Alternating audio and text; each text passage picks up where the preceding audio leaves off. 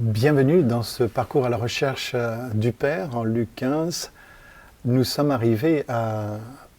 arrivons plutôt à la fin de cette réception extraordinaire que le Père fait à son Fils prodigue dont nous faisons tous partie.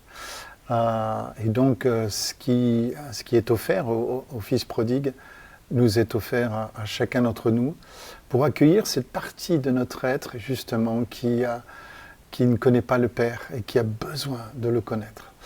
Alors ce n'est pas une connaissance intellectuelle, c'est une connaissance qui vient de la révélation et c'est le Père qui choisit de révéler sa présence, son identité, qui il est pleinement, à qui il veut et quand il veut. Il faut juste que nous soyons prêts, soyons d'accord pour recevoir. Quoique, dans mon cas, après avoir rencontré Jésus au début de mon cheminement chrétien et avoir rencontré le Saint-Esprit presque simultanément, je n'avais aucune idée que j'avais besoin de rencontrer le Père. Donc, puisse ce parcours vous amener à réaliser ce besoin. Et je compte bien sûr sur l'Esprit Saint pour déverser en vous l'amour du Père, cet amour baptismal, cet amour pur que le Père a pour ses enfants. Nous avons vu la dernière fois que le Père lui fait revêtir le premier plus beau vêtement. Ça, nous en avons déjà parlé dans les 2 vidéos précédentes et nous avions fait remarquer que dans la traduction d'Arby, qui colle vraiment au grec, apporter dehors, il y a l'idée, le verbe apporter ici en grec c'est exenegkate, et exe laisse supposer qu'il y a le mot dehors, effectivement, dans ce verbe-là, apporter dehors. Et nous avons vu effectivement que c'est l'importance d'être vêtu avant d'entrer dans la fête, en fait, dans la maison du Père, puisque Matthieu 22, 11 et 12, dans cette parabole, il est dit que le roi entre pour voir l'assistance qui s'est réunie donc pour des noces. Il aperçoit là un homme qui n'a pas d'habit de noces. Et nous avons identifié cet habit de noces comme étant le plus beau et le premier vêtement, qui est le vêtement de lumière, qui est Jésus-Christ lui-même. Mon ami, lui demande-t-il, regardez quel amour même le roi parle à ce membre de l'assistance, mon ami, lui demande-t-il, comment as-tu pu entrer ici sans être habillé comme il convient pour un mariage? L'autre ne trouve rien à répondre. Donc il y avait une sorte de négligence, il y avait le désir, je crois qu'il y a un désir de faire partie de cette fête, et qui que vous soyez, vous êtes invité, vous êtes l'ami du Père pour entrer dans cette fête, mais il faut avoir revêtu Jésus-Christ. Et pour cela, il y a effectivement un moyen extérieur, c'est celui du baptême d'eau.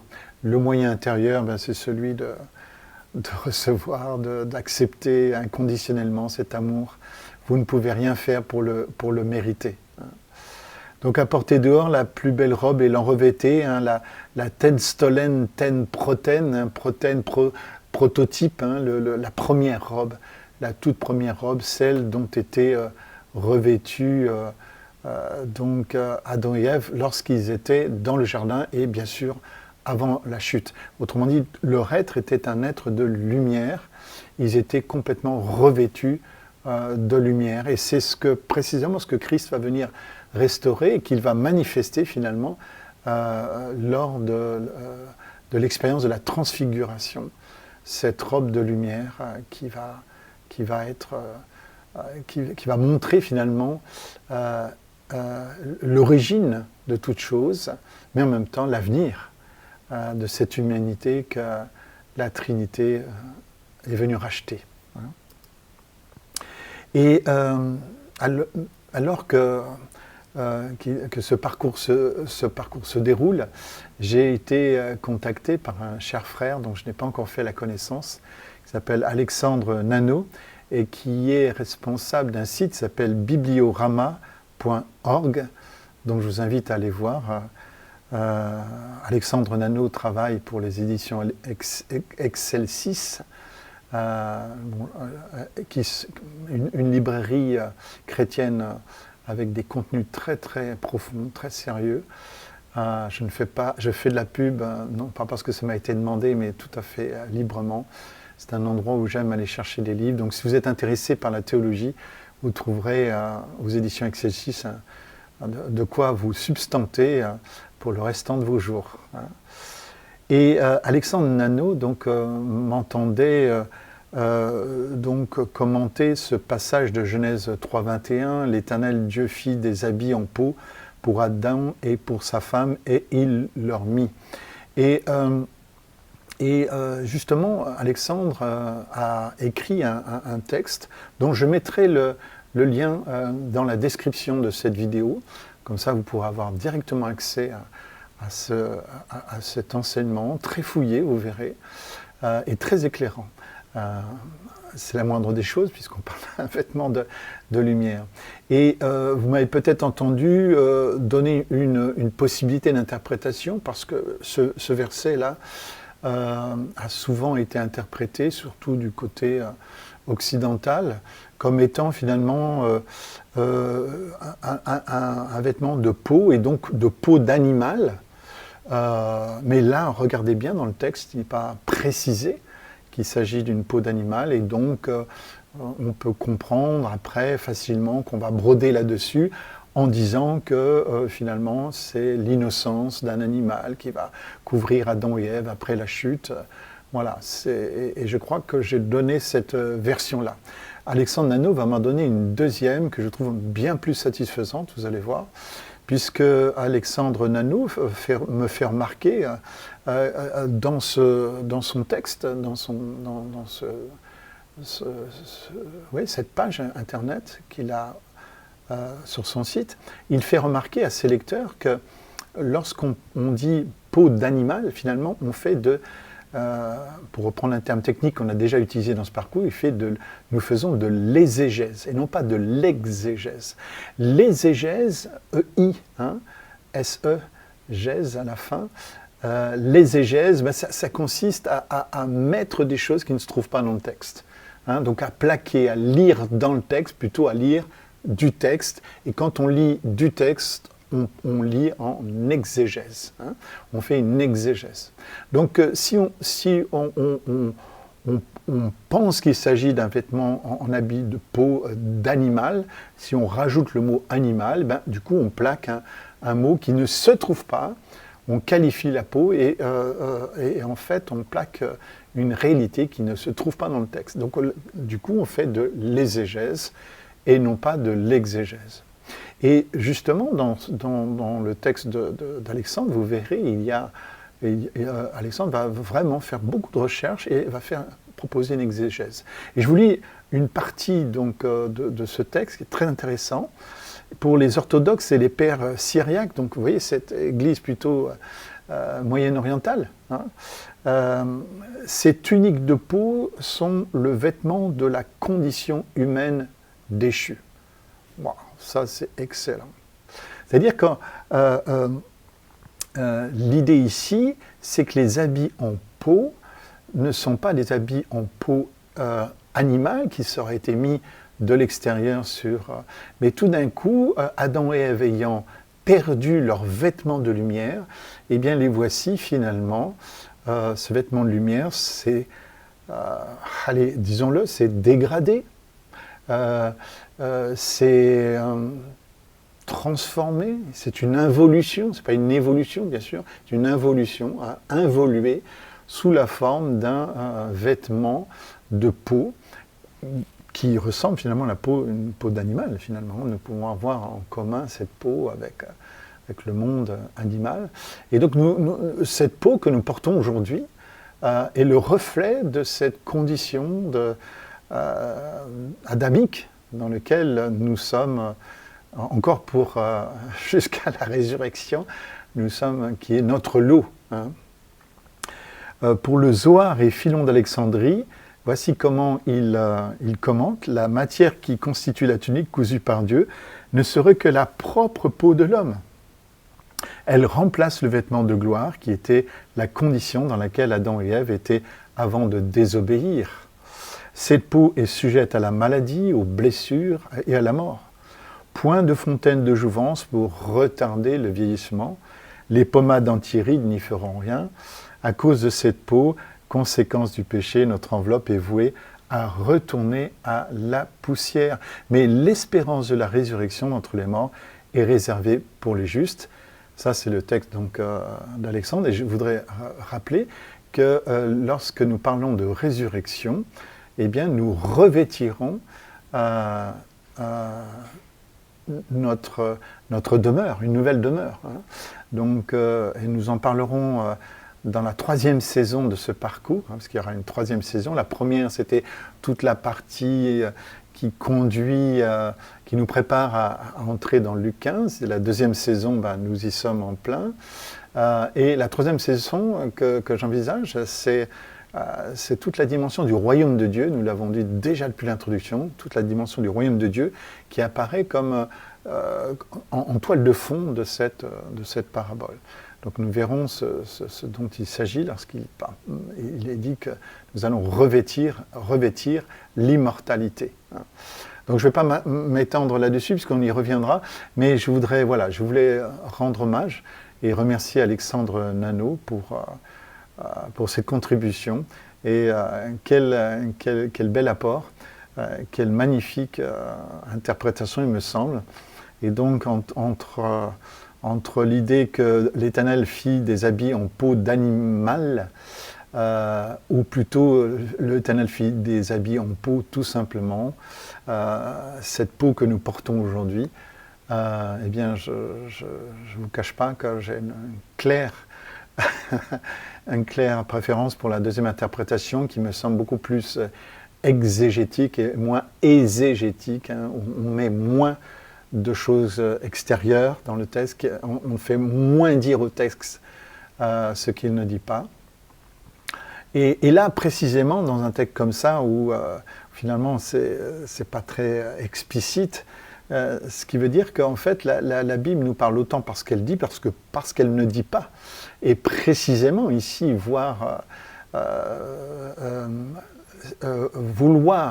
s'acharner à voir de la peau d'animal sur Adam et Ève, c'est finalement vouloir remplir une absence, alors que cette absence, elle doit être pas remplie.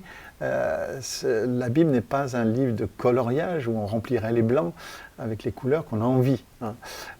Clairement, là, si le mot animal n'est pas prononcé, c'est à juste titre, puisque le mot suffit par lui-même, et Dieu fit des habits en peau. Nous habitons donc un organe qui est la peau humaine, qui est d'ailleurs extraordinaire, hein, si on veut bien le considérer. C'est pas n'importe quoi, cette peau par laquelle nous respirons, etc. Si nous couvrions la peau d'une peinture, la peau humaine d'une peinture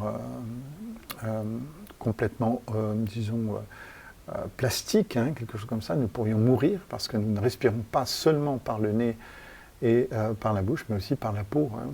Donc je ne vais pas faire un cours sur la peau, je ne suis pas dermatologue, mais la prochaine fois que vous irez voir le dermatologue, demandez-lui de vous parler de votre peau, cet organe incroyable. Il y a beaucoup de choses à dire et à s'émerveiller. Donc voilà, l'Éternel fit des habits en peau. Je voudrais en tout cas valider clairement cette idée qu'il s'agit de la peau de notre humanité tout simplement, en remplacement finalement de cet habit de lumière. Donc c'est une peau, c'est une habitation, cette peau pour l'instant. Ce corps est une habitation, mais un jour nous revêtirons à nouveau un vêtement de lumière, hein, à la résurrection. Voilà. Donc je vous invite, vous allez voir dans la description, vous verrez le lien. Vous n'aurez qu'à cliquer sur le lien et vous serez donc sur le site d'Alexandre Dano, donc bibliorama.org. Dans les étapes que nous avons vues la dernière fois, hein, nous avons relevé L'idée que donc il y a le vêtement, ça on en avait déjà parlé. Ensuite, une fois que le vêtement est posé sur le cadet, nous savons ensuite que le père lui met un anneau. Un anneau, ensuite il lui met des nouvelles chaussures. Voilà, nous en étions restés là. Et justement, faisons le point en regardant finalement ce qui se passe dans ces 3 étapes-là. Rappelez-vous, hein, lorsque le cadet dira « traite-moi comme l'un de tes mercenaires », il est dans la mort, hein, dans la mort de l'identité. C'est souligné par le père lui-même en disant que celui-ci, ton frère, était mort. Effectivement, il était mort spirituellement, effectivement, il était dans un délire en fait, de fausse identité. Et aujourd'hui, les gens s'inventent des identités qui sont que finalement des vêtements de mort, en fait, hein, des identités de mort. Hein. Traite-moi comme l'un de tes mercenaires.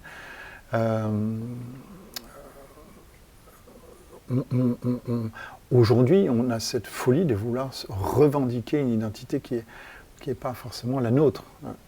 Et ça, dans cette folie-là, dans cette disperception, de cette perception faussée de soi-même, il y a vraiment quelque chose de mortel. Et ça, c'est la mort spirituelle dont nous parle aussi ce passage, dont nous avons aujourd'hui plein d'expressions autour de nous, hélas. Hein. Et alors que le Père voit de loin, il est ému de compassion, nous l'avons vu, il court à lui, se jette à son cou, nous avons commenté ces choses, et le couvre de baisers, nous avons commenté. Et ça nous parle du pardon. Hein. Et à ce moment-là, il est revenu à la vie, il était perdu, il est retrouvé. Nous avons donc la vie qui rentre dans ce cadet, alors que quelque part, il n'est pas encore prêt et sa repentance est très, très, très imparfaite. Et nous avons dit que, et nous l'avons souvent répété dans ce parcours, nous sommes dans quelque chose de très monergique. Hein. C'est-à-dire, tout nous vient de Dieu, hein, de Dieu le Père. Ça vient du Père, tout ça. Et heureusement qu'il n'attend pas que nous soyons parfaits. La conversion n'est pas faite pour les parfaits, elle est faite pour les imparfaits. Justement, c'est la conversion qui nous amène à la perfection, et non pas la perfection qui nous mène à la conversion. Et puis, nous avons cette étape incroyable, hein, et nous l'avons déjà dit, déjà le pardon en soi est quelque chose d'extraordinaire. Nous aurions pu devenir chrétiens que parce que nous avons été pardonnés, et ça aurait été amplement suffisant. Hein, ça aurait été amplement suffisant, en tout cas réjouissant déjà en cela. Mais il y a plus que ça dans le retour du cadet, dans le retour des prodigues à la maison du Père. Il y a le fait que nous pouvons revêtir la justice, la sainteté, la perfection du Christ par la foi, en étant revêtus. Et là encore, une expression qui sera utilisée, cette forme passive, hein, apporter dehors la plus belle robe. Nous avons commenté le mot dehors il y a quelques instants, et l'enrevêter. Regardez, là, le cadet n'a plus qu'à ouvrir les bras, finalement, en signe de reddition, hein, et de se laisser revêtir. C'est cette reddition, à cette reddition auquel nous sommes tous appelés. Cette reddition en soi-même est une position qui nous plonge dans la passivité, mais le fait de plonger dans cette passivité est en soi une activité. Rappelez-vous, à chaque fois que nous avons parlé de passivité-activité. En lui, donc, nous sommes devenus justice de Dieu, hein, en lui, hein, ayant revêtu le Christ, c'est Galates 3,27 qui le dit. Et puis, après le vêtement, nous voyons donc une étape suivante, hein, mettez un anneau à sa main. Et nous l'avons commenté, cet anneau, hein, nous avons vu que c'est un anneau sigillaire. Hein. C'est un anneau par lequel on reçoit l'autorité, et on s'est émerveillé la dernière fois à l'idée que le cadet est à peine rentré, que le Père le fait déjà le second, puisque déjà dans la maison du Pharaon, de recevoir l'anneau du Pharaon le plaçait déjà second dans le royaume. Donc le cadet devient second dans la maison du père, alors que quelque part l'aîné, lui qui est resté dans la maison, c'est lui normalement le second. Hein. D'ailleurs, si l'aîné est fâché en parlant, nous le verrons, du veau gras, parce que le veau gras, bien sûr, il est cuit à l'extérieur. Hein.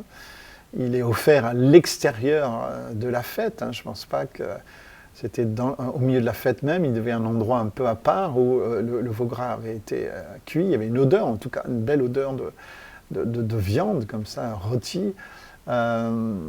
Et si l'aîné, disons-le clairement, pète un câble par rapport au veau gras, j'ai envie de dire, qu'est-ce qui va se passer?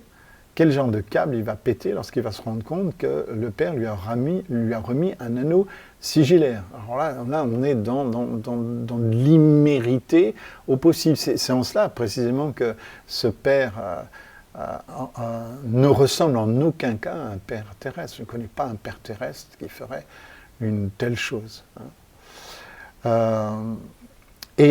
Dans Romains 5, 17, il est dit que nous régnerons dans la vie par Jésus-Christ, lui seul. Hein. Ceux qui reçoivent le don de la grâce, justement, régneront dans la vie par Jésus-Christ. Donc il est possible de régner dans la vie, non pas que la vie règne sur nous. Nous ne sommes pas seulement appelés à exister, hein, encore moins à survivre. Nous sommes appelés à régner dans cette vie-là. C'est important. Hein. Je suis venu, dira Jésus, afin que vous ayez la vie et que vous l'ayez en abondance. Hein. Et je voudrais aussi préciser que le Père n'a pas comme fantasme de dominer sur nous comme un roi dominerait sur ces sujets, bien qu'il en ait tous les droits et tous les privilèges et tout... Voilà, et que nous n'aurions rien à dire à cela. Et combien même il est ce roi-là, ce Seigneur des Seigneurs, ce roi des rois, le Père entend pas seulement régner sur nous, ça c'est possible dans les premiers temps de notre marche à la suite de Jésus, dans nos premières étapes, on dirait. Mais l'important, c'est que le Père souhaite que régner avec nous et au travers de nous. Et je crois que nous l'avions dit dans la vidéo précédente, finalement, le symbole du mariage n'est pas le symbole d'une alliance simple, en fait. Et si d'aventure il y avait un symbole de mariage à prendre ici, parce qu'après tout, hein, nous verrons qu'il y a un verset d'alliance hein, dans ce Luc 15. On y reviendrons lorsque nous parlerons de l'aîné. Il y a vous verrez qu'il y a un verset d'alliance qui pourrait d'ailleurs servir dans n'importe quelle cérémonie de mariage. Et donc, finalement, l'anneau devrait être finalement un anneau sigillaire avec un sceau que nous devrions nous remettre le jour de notre alliance, de notre mariage. Et non pas forcément ce truc qui laisse à penser que nous enchaînons l'un à l'autre. Hein. Parce qu'en réalité, lorsque nous épousons quelqu'un, nous échangeons notre autorité, en fait. C'est un échange d'autorité qui va nous conduire à une soumission mutuelle et un échange d'autorité. On partage. Hein. Le corps du mari lui appartient plus, le corps de la femme ne lui appartient plus. Donc vraiment, il y a un échange qui est fait, un échange d'autorité, un partage d'autorité qui est fait. Hein. Donc encore une fois, le Père ne veut pas simplement dominer sur nous comme sur un héritage, mais il veut régner avec nous et au travers de nous. Et je me souviens, je ne me souviens plus dans quelle ville j'étais, mais je parlais de ça, de cette réalité du Père. Et il y avait un homme qui était là, silencieux, pendant ce temps. C'était, je crois, une sorte d'atelier hein, et nous étions dans un contexte où on prêchait le royaume de Dieu. Et il y avait un frère qui était resté bras croisés comme ça, et puis tout d'un coup, qui va être complètement étonné. Pourquoi? Parce qu'à un moment donné, je dirais, voilà, vous savez, les amis, il y a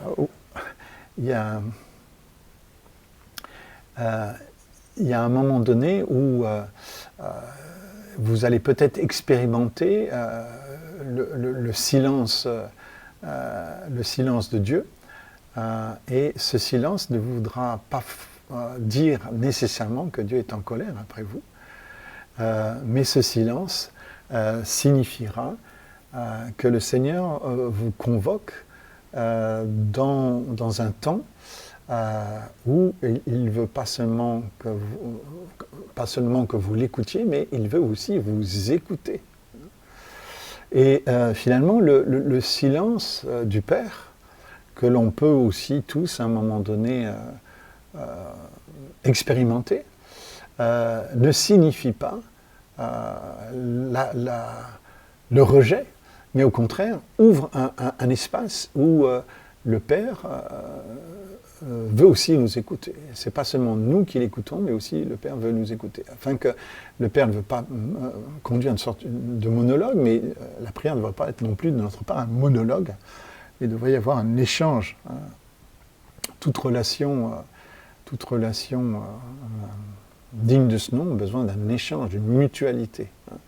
Je me souviens d'ailleurs, pour vous faire comprendre cette idée-là, un couple qui conduit une église en Suisse, vraiment, c'est toute la famille d'ailleurs qui est dans la musique, dans la louange. Ce sont des musiciens, mais vraiment hors pair. Oh là là, excellent, excellent, excellent. Et la restauration du tabernacle de David, le fait que David s'entourait d'équipes de prières, de louanges, comme ça, continuellement, pour régner sur Israël. Ce fameux tabernacle de David, cette louange 24 heures de 24, a été quelque chose qui les a vraiment impactés, ce qui fait que quand ils se réunissent dans cette église, justement, ils prennent beaucoup de temps à louer le Seigneur, énormément de temps à louer le Seigneur. Et donc le leader, le pasteur, avec sa femme, un jour me dit, tu sais Pierre, je suis un peu décontenancé parce que au début, le Seigneur nous disait, ben voilà, ce chant-là, et il nous conduisait dans le choix des chants, dans le choix du tempo, dans le choix du rythme, dans le choix de... même, voilà, dans tous les détails en fait. Et depuis quelque temps, eh bien, c'est comme s'il y avait un silence. Et là, à ce moment-là, je lui ai dit, mais alors bienvenue dans la maturité, parce que je crois que le moment est venu aussi pour vous de faire des suggestions au Père dans cette relation que vous avez déjà avec lui. Et alors ça lui a beaucoup parlé. Pourquoi ? Parce qu'en fait, tant qu'un enfant est en bas âge, effectivement, je dirais, le mode de leadership dont il doit faire l'objet, c'est un leadership très vertical, très descendant, forcément.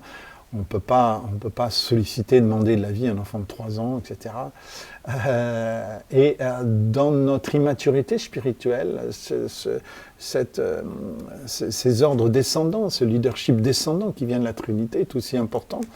Mais il faut comprendre que le Père nous invite aussi à rentrer dans cette Trinité, nous faire grandir, il veut nous faire grandir. Et il ne veut pas simplement régner sur nous, mais il veut régner avec nous et au travers de nous. Et c'est là où justement la relation, la mutualité commence. Et elle peut commencer par un temps de silence, effectivement, qui s'est installé dans la relation, qui n'est pas celui, encore de la désapprobation, mais celui de l'invitation à rentrer dans un dialogue. Et donc, je reviens à cet homme qui avait les bras croisés tout d'un coup, mais c'est comme si, je pense, j'ai vu son cerveau exploser. Tout d'un coup, il lève la main, il demande la permission, il se lève et il raconte qu'il est dans la vie, c'était un directeur, je crois, d'un hôpital, sans me souvenir. Et il dit, mais est-ce que vous êtes en train de dire que Dieu est un manager participatif ? Donc du coup, forcément, quand on est directeur d'un hôpital, on est forcément instruit des choses du management, puisqu'on doit manager énormément de personnel. Et du coup, il dit, mais alors, le Père est un manager participatif. Alors, qu'est-ce qu'un manager participatif, rapidement ? Un manager participatif, à la différence d'un manager descendant, précisément, c'est un manager qui, au lieu de faire descendre ses ordres, va imprimer une vision à ses équipes, va donner un objectif à ses équipes, mais dans la modalité pour atteindre l'objectif, il va en discuter avec ses équipes, ce qui est d'une qui ralentit le processus dans un premier temps. Hein, c'est un processus beaucoup plus lent au départ, puisque s'il faut, une fois avoir donné la direction, avoir donné l'objectif à atteindre, consulter après ses équipes, du coup, le processus se ralentit. Alors qu'un manager descendant, il ne perd pas de temps, vous comprenez. L'objectif est là, la vision est là, l'objectif est là. Allez, chacun, vous foncez dans cette direction, et voici comment vous allez faire. Là, le comment va être discuté, et forcément, le management descendant va aller beaucoup plus vite, hein, soi-disant. C'est comme le lièvre à la tortue. Hein.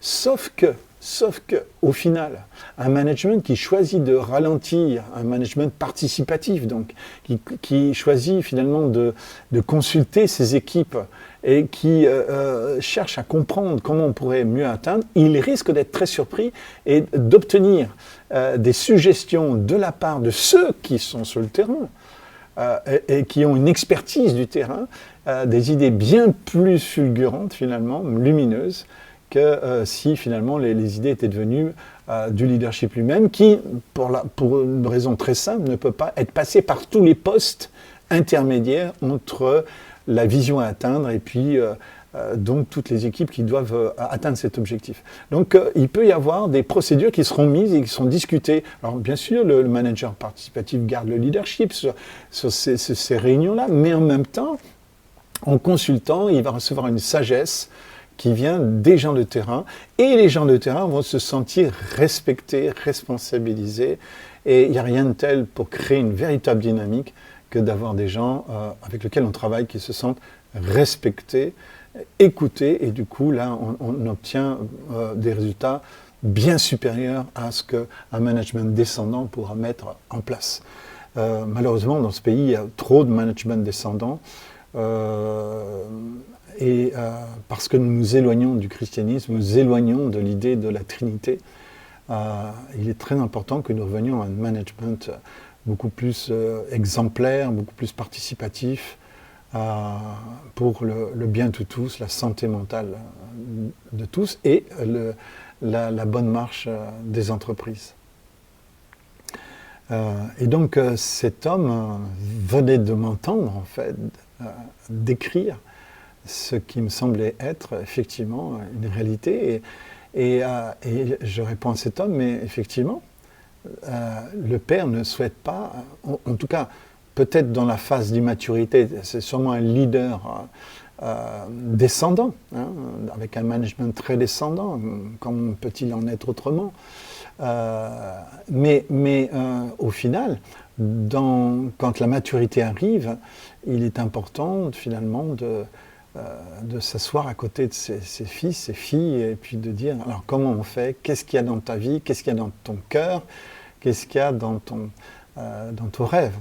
Et donc c'est malheureux quand finalement les églises restent finalement dans ce genre de management vertical, alors que nous sommes tous appelés au ministère, donc du coup tous appelés à partager l'œuvre du ministère, et c'est important que les églises entrent dans un management beaucoup plus participatif afin d'amener une véritable maturité et de véritables envois et une multiplication en fait, du ministère dans et hors de l'Église, dans la société, dans les nations. Voilà, ça me paraissait important de revenir là-dessus. Donc le Père, encore une fois, ne fantasme pas de régner sur nous, mais il souhaite régner avec nous et au travers de nous.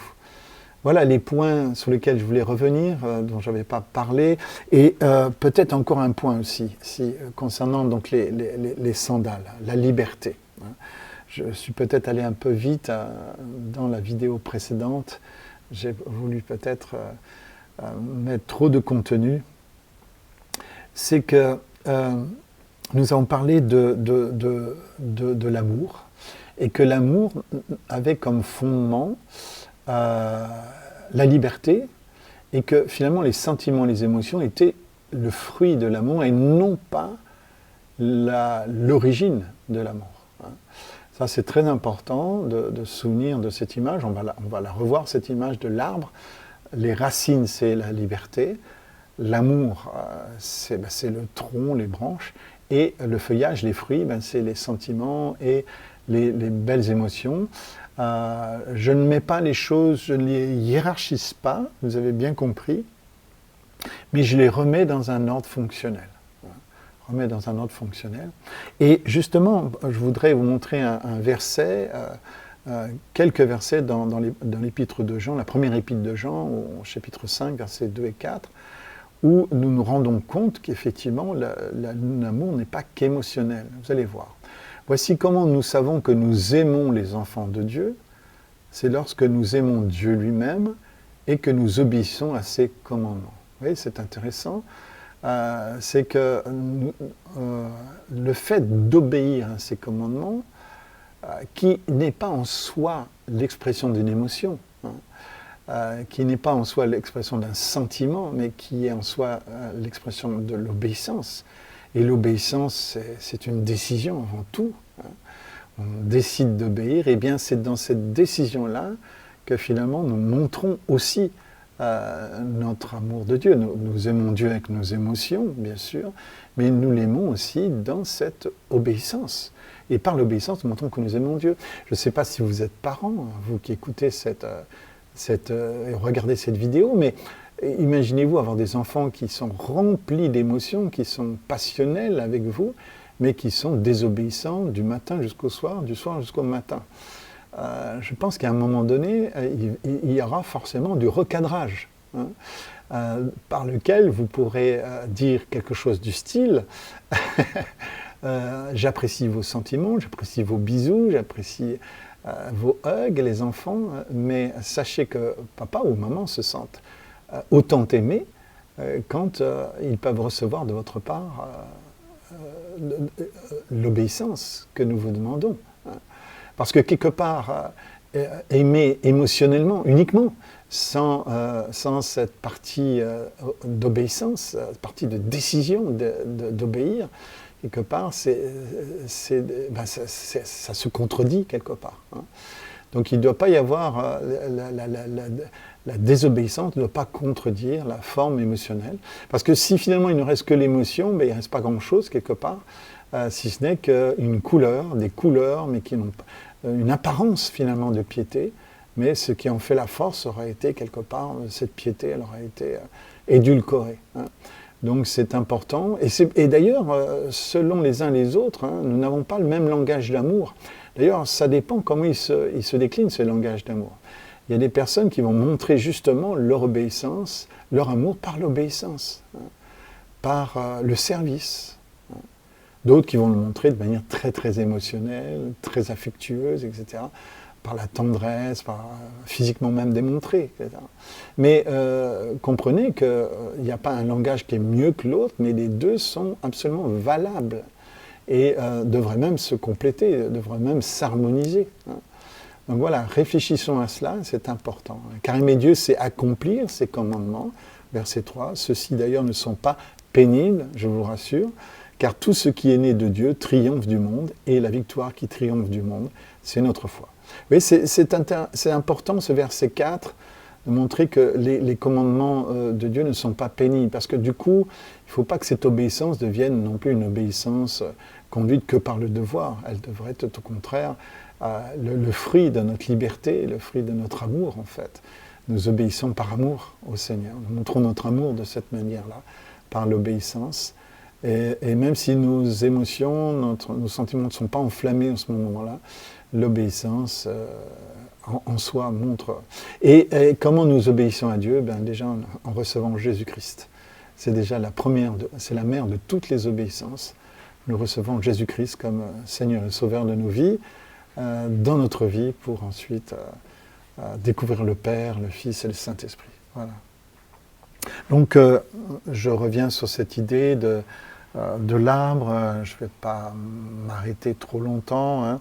Donc, les racines de l'amour, de la liberté, pardon, le tronc de l'amour, et puis finalement les sentiments et les émotions. Nous venons d'en parler. Ça, donc, c'est comme ça que les choses se passent. Et quelque part, si nous voyons bien les choses comme ça, vous pouvez donner un avenir à votre amour conjugal Et c'est ainsi que le mot amour peut rimer avec toujours. Donc, quelque part, cet enseignement peut sauver votre mariage.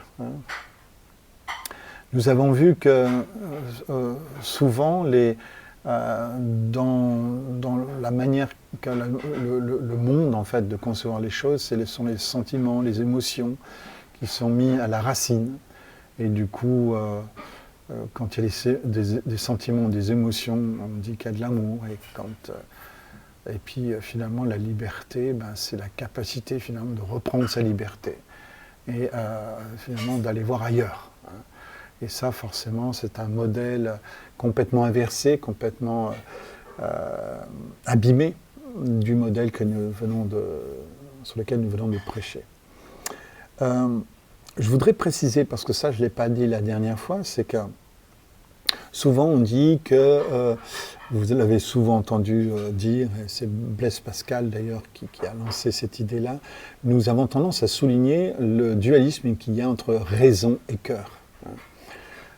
Ça, c'est vraiment très, très occidental, ce dualisme, et Blaise Pascal, on a été l'héritier de ce dualisme lorsqu'il dit que le cœur a ses raisons, que la raison ignore. Ce qu'il voulait dire par là, c'est que Dieu se rencontre par l'intuition. La première rencontre avec Dieu ne peut pas être une rencontre de raison.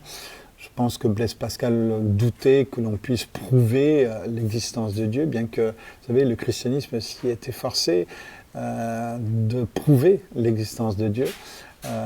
Et il y a quelques preuves de l'existence de Dieu qui ont été évoquées. Elles ne sont pas toutes ridicules, croyez-moi. Il y en a de très très très bonnes. Si vous êtes intéressé, écrivez-moi, je vous en enverrai une qui est pas mal faite. Mais clairement, on sait que Dieu est une personne, c'est une rencontre personnelle. Comprenez, ça ne peut pas juste être une rencontre rationnelle. Maintenant, la raison peut donner raison au cœur, comme le cœur peut se donner à la raison. D'ailleurs, en disant ça, je crois qu'il est temps de rétablir le continuum entre le cœur et la raison. Et non pas toujours posé comme étant une pesanteur que le cœur a ses raisons, que la raison ignore, etc. Je pense qu'il est bon que quand nous rencontrons Dieu avec notre cœur, par exemple, nous puissions ensuite donner raison à ce cœur. Et quand bien même nous rencontrerions Dieu par la raison, il faudrait que le cœur vienne vite apporter de la passion à tout ça. Et donc, c'est important que nous réalisions donc la liberté, finalement, qui est le fondement de l'amour. Cette liberté, finalement, si vous réfléchissez bien, c'est une capacité de décider, c'est une capacité de trouver des raisons d'aimer aussi. Et donc, il y a donc une vraie continuité, et je voudrais, je vais reprendre cette citation, le cœur a ses raisons que la raison ignore, ça c'est Blaise Pascal, mais je voudrais aussi pas lui opposer, mais lui ajouter une autre réalité, c'est que la raison vient toujours au secours du cœur. Et il y a toujours, en fait, contrairement à ce qu'on pourrait croire, il y a une entraide entre le cœur et la raison. Et pourquoi je dis ça? C'est que souvent, et pour revenir au monde conjugal, quand j'entends des gens se séparer, souvent la raison, on me donne des raisons de cette séparation. Mais c'est souvent, en fait, ce qui se passe, c'est qu'on ignore comment on fonctionne, en fait. Il est évident que quand un cœur décide de ne plus aimer, pour différentes raisons, et je vais en évoquer une clairement maintenant, mais on ne va pas se la cacher, lorsqu'un homme, par exemple, sur son lieu de travail, rencontre une femme attirante, et que du coup, quelque part, il se laisse entraîné dans cette relation amoureuse avec sa collègue de travail, cette relation adultère, il il est très probable que dans les semaines qui vont suivre, dans les mois qui vont venir, l'homme en question va justifier le fait de quitter la relation en disant ben, je te quitte parce que en fait je n'ai plus de sentiments. Et donc ça paraît très, très honnête de dire cela. Ça paraît d'une très grande honnêteté. Or, en fait, qu'est-ce que c'est si ce n'est que ce travail que la raison va toujours venir fournir des raisons au cœur. C'est-à-dire qu'en fait, qu'est-ce qui se passe? C'est quand l'homme a rencontré cette femme sur le travail, il a décidé dans son cœur de porter son, comme on dit, son dévolu sur cette femme-là, son dévolu affectif. Donc du coup, il va se mettre à aimer cette femme-là. En décidant d'aimer cette femme-là, forcément, eh bien, ses émotions pour sa femme qu'il connaît depuis des années, la femme peut-être de sa jeunesse, eh bien, finalement, ses sentiments vont baisser. Et en disant, ben voilà, je te quitte parce que je n'ai plus de sentiments pour toi, c'est la description extérieure, mais la réalité est différente. C'est qu'en réalité, je n'ai plus de sentiments pour toi parce qu'en réalité, j'ai décidé d'aimer quelqu'un d'autre. D'ailleurs, dans l'Ancien Testament, il y avait deux sources qui sont contiguës. Souvenez-vous des eaux de Massa, des eaux de Mériba. Les eaux de Massa ont conduit aux eaux de Mériba. Les eaux de Massa, c'est quoi? C'est la tentation. Et la tentation a conduit à la Mériba, à la contestation, à l'amertume, à la contestation. Vous voyez, comme quoi, quand quelqu'un commence à contester avec son conjoint, finalement, souvent, c'est le signe qu'il y a une séduction qui peut être là. Il a été séduit, il a été tenté, et du coup, la tentation le pousse à la contestation. Massa, Mériba, ça c'est l'histoire d'Israël, c'est quelque chose d'assez universel en ce qui nous concerne.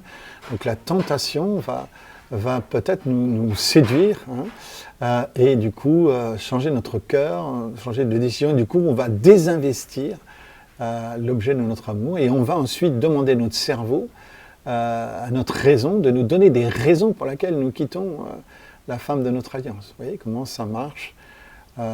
Donc c'est important de savoir ça, que la raison viendra toujours au service du cœur, et ce n'est pas, comme on le dit, le cœur dans ces cas-là qui a ses raisons que la raison semble ignorer. C'est pas vrai du tout. Dans le domaine affectif, dans le domaine conjugal, quand la raison vient donner ses raisons, elle vient souvent en aide au cœur, pour donner ses raisons. Une autre illustration qui sera peut-être encore plus parlante, en tout cas, c'est, j'ai remarqué que lorsque, vous savez que lorsqu'on nous demande de faire quelque chose et que nous disons non parce que ceci et parce que cela, nous donnons en général 3 raisons, en général il y en a 2 de trop. Pourquoi? Parce que si nous ne pouvons pas faire une chose, une seule raison suffit. Pourquoi nous ajoutons une 2e raison et une 3e raison, en général? Eh bien, c'est parce qu'en fait, aucune des 3 n'est la bonne. C'est qu'en réalité, le cœur a pris une décision, et la raison, le cœur dit, mince, en fait, j'ai pas envie, mais je ne peux pas dire que j'ai pas envie, donc je cherche comment je vais dire ça de manière élégante, et donc, s'il te plaît, ma raison, donne-moi des raisons de ne pas faire ce que je n'ai pas envie de faire. Et du coup, la raison vient, tiens, tu vas dire ça, poum, tu vas dire ça, poum, et tu vas dire ça, poum. Les 3 raisons qui seront données seront là pour couvrir le fait que vous n'avez pas envie. Mais ça sera 3 mensonges, en fait, que la raison aura fourni, 3 raisons que la raison aura fourni à un cœur qui ne souhaite pas.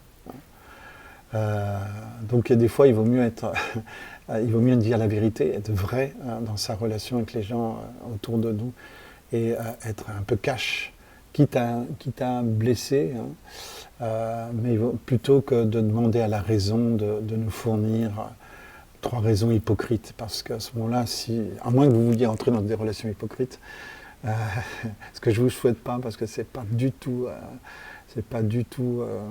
convaincant, c'est pas du tout satisfaisant. Mais voilà, ça c'est le mode de fonctionnement de l'homme charnel. Nous sommes appelés à vivre dans la lumière, dans une vraie lumière.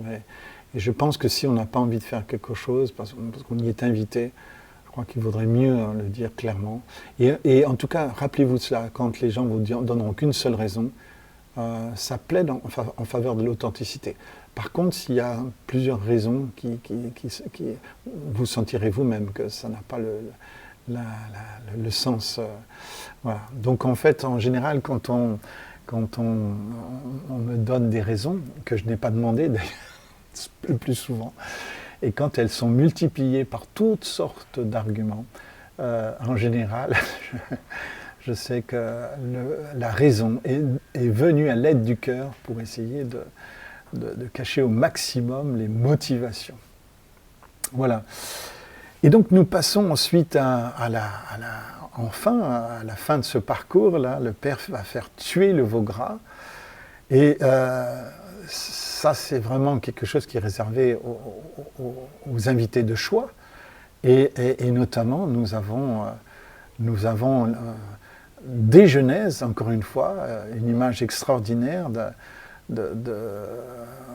dans ce texte-là, on va lire, après tout, autant le lire.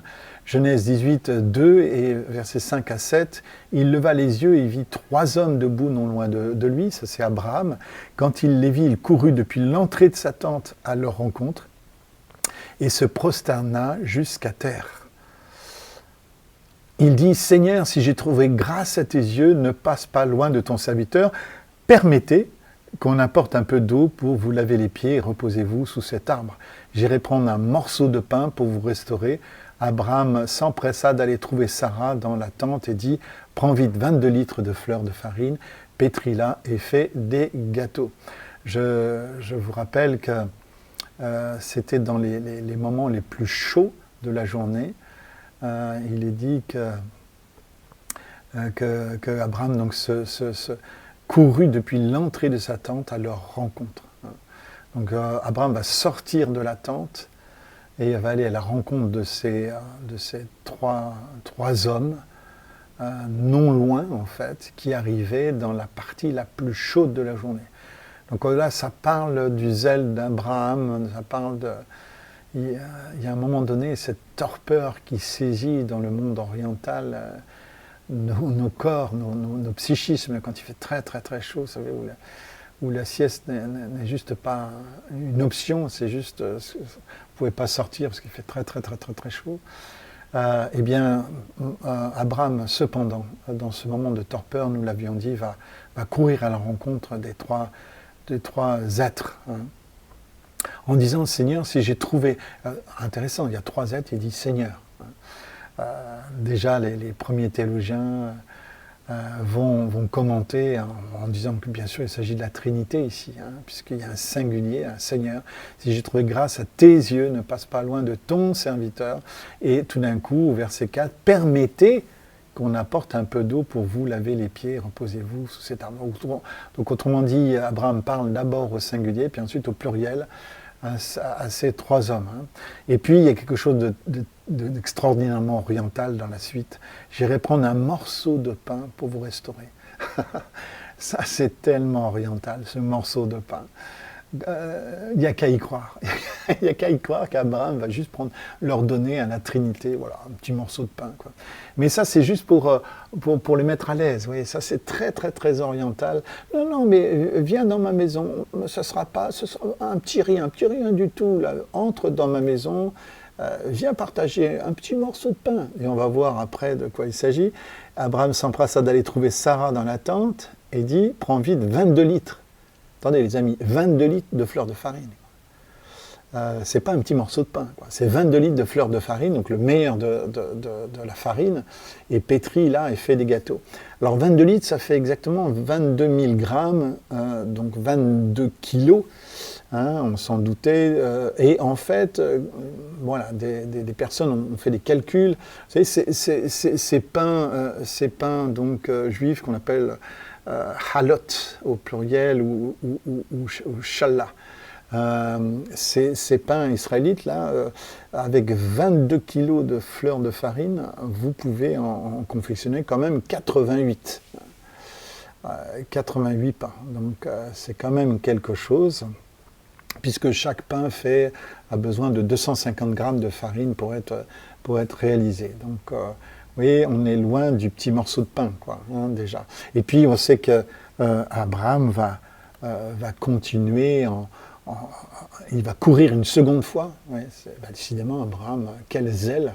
Alors qu'il fait très très chaud, Abraham. Je te rappelle, il fait très très chaud et tu cours. Tu cours, ça c'est le zèle. Ouais. C'est la course du Père dont on a vu dans ce Luc 15. C'est la course d'Abraham aussi. Ouais, ça rentre en phase complètement. Il prend un veau tendre ou un veau gras, c'est la même expression, et bon, et le donna à ses serviteurs qui se dépêcha de le préparer. Puis il y aura du lait caillé, il y aura du fromage, vous voyez. Donc en fait, ça sera un véritable festin. Et donc, ce qu'il y a d'extraordinaire, c'est que forcément, lorsque le Père offre le veau gras, fait tuer le veau gras pour la venue du cadet, forcément, il y a cette image qui est convoquée d'Abraham qui offre le veau gras à la Trinité. Donc là, c'est quelque part, c'est la Trinité, c'est un membre de la Trinité, donc le Père qui offre en retour le veau gras au cadet, comme s'il s'agissait d'un membre de la Trinité. Waouh! Là, on est dans l'acceptation, on est dans la rédemption, on est dans dans le fait de régner par la grâce. Il y a toute cette réalité-là, où finalement, comme nous sommes revêtus de Christ, nous avons les mêmes privilèges que Christ, quelque part. Et nous sommes reçus avec la même déférence. Hein, c'est ça l'idée.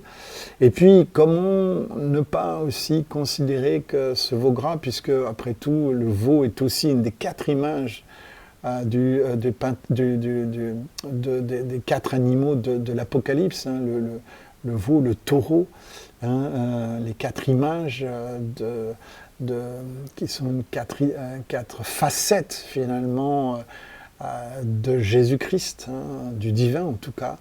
Comment ne pas imaginer que ce veau gras ne fasse pas aussi signe vers le sacrifice prochain de Jésus-Christ. Et c'est émouvant de penser que Jésus, en parlant du fait que le veau gras va être offert, comme le Père s'est offert au début, hein, rappelez-vous, le bélier s'offre au début de la parabole, comme il est offert à Abraham dans un premier temps, et ensuite seulement l'agneau, et bien là c'est le Père qui s'offre, et puis ensuite c'est le veau gras qui est offert, le veau qui est un animal jeune, qui parle du fils du bœuf, hein, précisément, du petit du bœuf, et donc clairement, là on a peut-être, hein, sans forcer trop le sens, il me semble qu'on a quand même une image sacrificielle, et qui fait signe vers, bien sûr, le sacrifice de Jésus. Et puis, nous avons, voilà,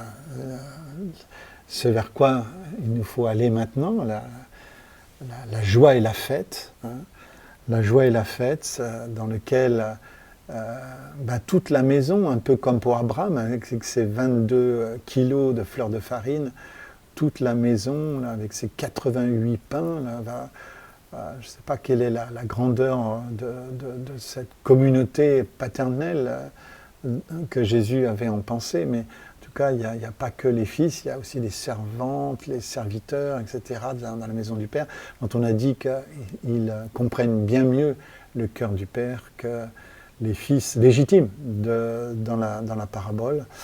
Eh bien, cette fête, en fait, elle est pour tout le monde. Elle est vraiment pour tout le monde. Et nous allons voir que l'aîné, lui, va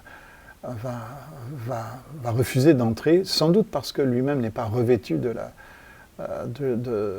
comme il se doit, quelque part. Hein. Il est revêtu d'un autre mode de vie qui ne lui permettra pas d'entrer, non pas qu'il sera rejeté, mais il va se rejeter lui-même de cette fête. Et cette fête nous dit des choses extraordinaires. Hein. Déjà dans Pierre 1, 17, « Car Dieu le Père lui a donné honneur et gloire lorsque dans sa gloire immense, il lui a fait entendre sa voix qui disait « Mon fils, mon bien-aimé, qui fait toute ma joie. » La joie, c'est vraiment je dirais, l'émotion distincte qui parle du Père. La joie et le Père sont vraiment quelque chose qui fonctionne ensemble. La joie, en grec, c'est chara, C-H-A-R-A, et la grâce, c'est charis. Vous voyez, il y a un jeu de mots entre chara et charis. La joie de la grâce. La grâce ne pourra jamais rendre quelqu'un triste, au contraire, elle le rendra joyeux. Mais cette joie-là, c'est vraiment le signe que papa est à la maison. Je me souviens d'être rentré d'ailleurs un jour d'un séminaire sur le Père qui s'était terminé dans une joie vraiment baptismale. Et donc j'avais fait des heures de route, j'arrive à la maison et la dernière fille de la maison qui était là, elle me court dans les bras, puis tout d'un coup elle se met à rire. Elle me dit, excuse-moi papa, je ne sais pas pourquoi je ris. Je dis, t'inquiète pas, je crois savoir. Et je lui ai répondu de manière prophétique et en même temps avec tendresse que papa est à la maison. Et c'est ce qui rendait joyeux ma fille, c'est que papa était rentré à la maison, mais je parlais aussi, bien sûr, spirituellement dans sa vie. Quand papa est à la maison, eh bien, la joie. C'est pour ça que c'est important. C'est pour ça que Paul, d'ailleurs, dans 1 Thessaloniciens 5,16, dira « Soyez toujours joyeux ». C'est une invitation à vivre dans la joie du Père. Et ce n'est pas étonnant que quand le Père vienne, d'ailleurs, il y ait de la joie. Une joie baptismale qui peut vous enivrer, qui peut vous faire rire. On va y revenir dans quelques instants. Et puis, ça c'est la joie, mais en ce qui concerne la paix, ça c'est vraiment l'émotion qui appartient au Fils. Luc 24, 36, pendant qu'ils s'entretenaient, ainsi Jésus se trouva au milieu d'eux et il leur dit que la paix soit avec vous. La paix, c'est le signe que Jésus règne.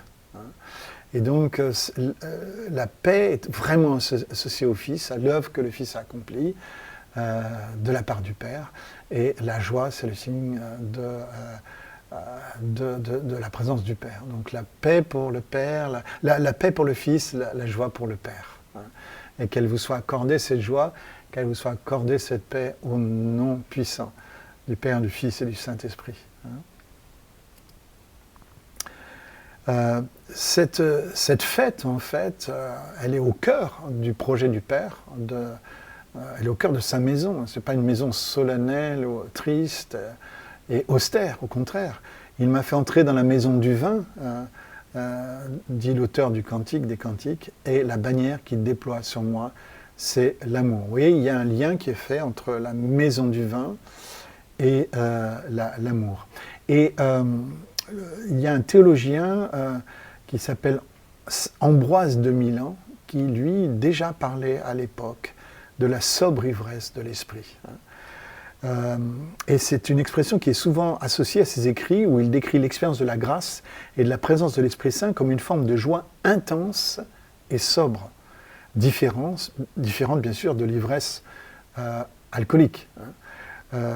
Ambroise, donc évêque de Milan au IVe siècle, a été l'un des pères de l'Église latine et a beaucoup écrit sur la théologie chrétienne et la spiritualité. Et si vous êtes intéressé par cette thématique de la sobre ivresse de l'esprit, eh bien je peux que vous conseiller de lire les 2 tomes, ces 2 petits livres en 2 tomes, de Raniero Cantalamessa aux éditions Desclés de Brouwer, un livre, 2 petits livres qui sont sortis en 1995 et qui montrent justement de manière très récurrente comment l'histoire de l'Église en fait a accueilli cette sobre ivresse de l'esprit.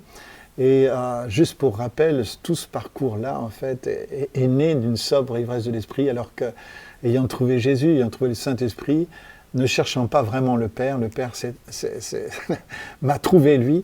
Et en fait, cette rencontre du Père, ça a été une rencontre juste. C'est de l'amour pur. Voilà, de l'amour pur. Comme il existe de l'or pur, mais il y a de l'amour pur. Et cet amour pur, a coulé en moi et j'étais complètement ivre, alors que je n'ai jamais été ivre de ma vie. Et quand j'étais adolescent, j'avais essayé une fois d'être ivre, je ne suis jamais arrivé. Donc il semblerait que ma biologie ne m'y permette pas. Par contre, la sobre ivresse de l'esprit, cette ivresse-là, oh là là, ça a tellement changé ma vie. Et finalement, j'ai tellement voulu comprendre pendant toutes ces années ce qui s'est passé, finalement, le parcours auquel vous assistez est finalement le fruit de quelqu'un qui a été complètement dépassé et qui a ouvert le cadeau, en fait, pendant toutes ces années pour essayer de comprendre ce qui lui était arrivé. Et quand, dans les années 90, notre Église a vécu justement une visitation, quelle joie pour moi de voir des personnes que je suivais depuis des années être remplies de cette joie baptismale, de cette sobre ivresse de l'esprit, parce que pour moi c'était tellement un fondement.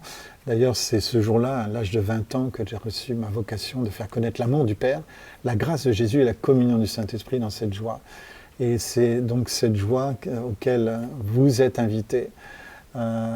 Aucun enseignement ne peut la produire en vous, si ce n'est qu'une visitation de l'esprit auquel je demande, Père, s'il te plaît, envoie ton esprit sur ceux qui suivent ce parcours et qu'ils puissent aussi connaître cette sobre ivresse de l'esprit, en tout cas cette joie de la fête, de la rencontre.